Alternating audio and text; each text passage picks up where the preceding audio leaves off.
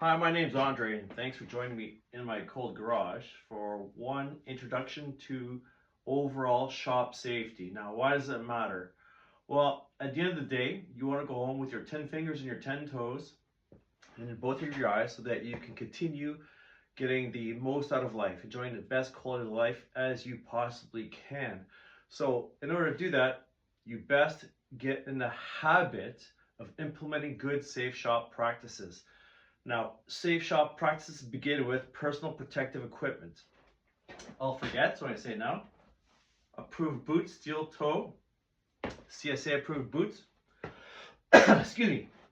Eye protection, different kinds of eye protection based on the application. If you're welding, you get the full mask or goggles or other kinds of eye protection.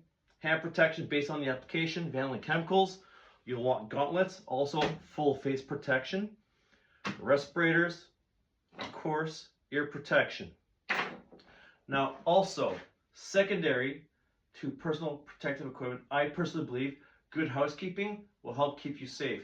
A clean job site is efficient and organized. So, for example, clear walkways, nothing in my way, no cords to trip on, ladders laying down, nothing like that. Also, a clean hallway. No clutter, having good lighting, proper storage of all your things helps you keep organized. You know where everything is when you need it, saves you time. And ventilation. Ventilation is key. It's often overlooked. Working in tight spaces or in attics, lots of dust. You want maximum airflow. I like to use a big shop fan. It's behind the camera. You can't see it, but it's very helpful to keep me safe. Oh, speaking of masks, especially when you're woodworking. Now, before you begin work, you want to do a pre-tool inspection. Are all the safeties working? You're going to examine your extension cords. What I like to do is run my hand along the cord, make sure they're both ends are with you. Run your hand along the cords.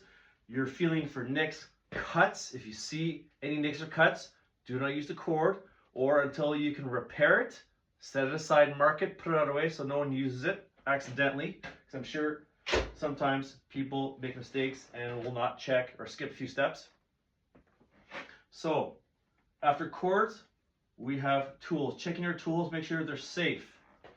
So in this case, chop saw, the handle up. When I'm pulling down, the saw is de-energized. I can visually confirm it's not plugged in.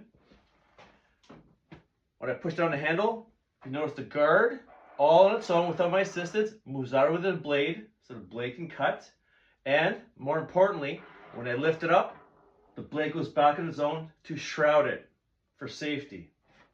Also, my materials as they are on the work surface, or on the tool I should say, are they properly secured? Here's a clamp. Another example of this is fastening a piece of wood to my work surface so I can do whatever it is I plan on doing with it. Hand placement. Putting my hand nowhere near moving parts, in this case a blade, rather unforgiving. One hand on the operating handle, the other hand free.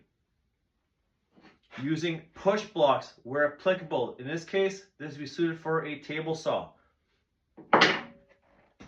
Avoid freehand cutting. So, freehand means using wood that is not secured. Holding a piece of wood back here, not against the fence, and just cutting it. Thinking, oh, nice, quick, nice and easy. No, that's a recipe for disaster. It'll kick back, cause an unsafe situation for yourself, people around you, and you're very likely to get hurt. Now, about tools. Different kinds of tools, different kinds of blades. I'm going to use a reciprocating saw blade. This one, see the tip? When you're using, I hit a blunt object. I forget what, doesn't really matter. When I hit the blunt object, you know how the blade was bent? This is garbage. If I try and use this, it'll bind, kick back, again, unsafe situation. Accidents happen. We can plan for everything. Things may still happen. It's very advisable to have your own first aid kit on hand. Everybody who's working should know where it is, how to access it, and most of all, know how to use it. Having a fire extinguisher is also a very necessity, especially if you're welding. What else? Kill switches. In the event, heaven forbid, someone gets hurt, whoever's involved, whoever sees it, whoever's the closest to the kill switch. The kill switch is a master switch. It's wired into all the equipment, de-energizes, kills the power. All machines stop. So you should know where that is, how to use it. Eye wash stations. Again, know how to use it, know where that is. Now it leads us to material handling. We all want to have some bravado and feel tough and strong, but the reality is, if you want to have some longevity in the trades, you got to think smart, work smart. Don't work harder than you have to, or work your body harder than you have to, I should say. So, when picking up things, do not bend over at the hip picking things up. You put a strain on your lower back. As the saying goes, you bend with the knees, squat down, pick up the object, and don't be afraid to ask for help if you need something moved. This miter saw, it's not overly heavy, but it's wide, it's cumbersome. If I was at a job site, I would ask someone to move it around. Ladder safety. Falls happen all the time. I've seen it as well. When using a ladder, you want to follow a 3-to-1 ratio. For every 3 feet vertical, the base of the ladder needs to be 1 foot out. But not just that. The legs need to be braced against something. When I was doing service work, I would back up the service van closed. The bottom of the ladder would be against the tire so that's not sliding anywhere. And also it provides the ladder with protection. A big van, hard to miss, but if someone does hit it, at least it's protected. Or if I'm coming down, I'm more protected. Now, at the end of the day, you want to tidy up your shop, put everything back, or your workspace, put everything back where it is supposed to be so that you can easily find it the next day and things don't get damaged or go missing.